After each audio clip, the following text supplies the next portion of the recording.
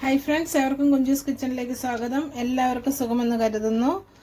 നമ്മുടെ ഇന്നത്തെ റെസിപ്പി ബേൽപൂരിയാണ്. അപ്പം നമുക്ക് വീഡിയോയിലേക്ക് പോകാം. വീഡിയോയിലേക്ക് പോകുന്നതിന് മുമ്പായിട്ട് എൻ്റെ ചാനൽ ഇതുവരെ സബ്സ്ക്രൈബ് ചെയ്യാത്ത കൂട്ടുകാരുണ്ടെങ്കിൽ പ്ലീസ് എല്ലാവരും ഒന്ന് സബ്സ്ക്രൈബ് ചെയ്ത് എന്നെ ഒന്ന് സപ്പോർട്ട് ചെയ്യണം. അപ്പം നമുക്കിനി ഡീറ്റെയിൽ ആയിട്ട് വീഡിയോയിലേക്ക് പോകാം. അതിനായിട്ട് ഞാനിവിടെ ഒരു പാത്രം എടുത്തിട്ടുണ്ട്. പാത്രത്തിൽ കുറച്ച് ക്യാരറ്റ് ഞാൻ ഗ്രേറ്റ് ചെയ്തെടുത്തിട്ടുണ്ട്.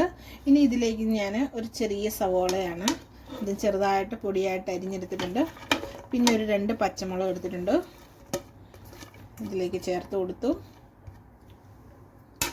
ഇനി ഞാൻ എടുത്തിരിക്കുന്ന ഒരു തക്കാളിയാണ്, അത് ഞാൻ ചെറുതായിട്ട് അരിഞ്ഞെടുത്തിട്ടുണ്ട്. അടുത്തതായിട്ട് നമ്മുടെ കടലയാണ്. കടല ഞാൻ വറുത്ത് തുളി കളഞ്ഞ് 2ആയിട്ട് ഇങ്ങനെ പൊളന്നെടുത്തിട്ടുണ്ട്. അതോട് നമുക്കിതിലേക്ക് ചേർത്ത് കൊടുക്കാം. ഇനി നമ്മളിതിലേക്ക് ചേർത്ത് കൊടുക്കുന്നത് പഫ്ഡ് റൈസാണ്.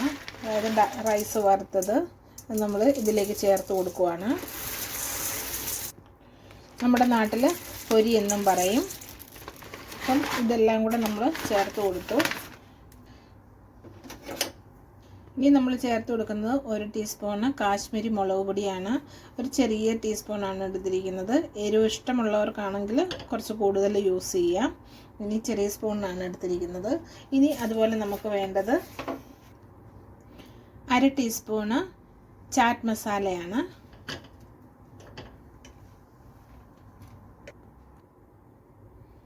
ഇനി നിങ്ങളുടെ കയ്യിൽ ചാറ്റ് മസാല ഇല്ലയെന്നുണ്ടെങ്കിൽ സാരമില്ല, മുളക് പൊടി മാത്രമായാലും ഉപയോഗിക്കാവുന്നതാണ്. ഇനി നമുക്കിതിലേക്കൊരു 1/4 ടീസ്പൂൺ ഉപ്പ് ചേർത്ത് കൊടുക്കാം. കാരണം നമ്മുടെ ഈ പൊരിയിൽ കുറച്ച് ഉപ്പുണ്ട്, അതുകൊണ്ടാണ് നമ്മൾ കുറച്ച് ഉപ്പ് ചേർത്ത് കൊടുത്തിരിക്കുന്നത്. പൊരി വാങ്ങിക്കുമ്പോൾ നോക്കണം ഉപ്പുണ്ടോ ഇല്ലയോ എന്ന്.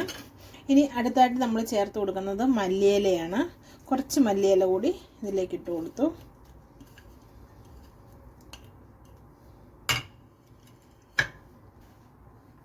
ഇനി ചേർത്ത് കൊടുക്കുന്നത് 1 ടീസ്പൂണ് നാരങ്ങ നീരാണ്.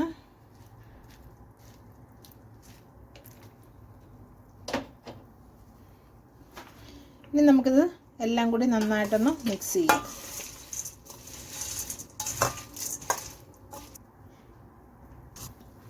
അപ്പം നമ്മളിത് മിക്സ് ചെയ്യുമ്പോൾ നന്നായിട്ടിത് മിക്സ് ആകണം.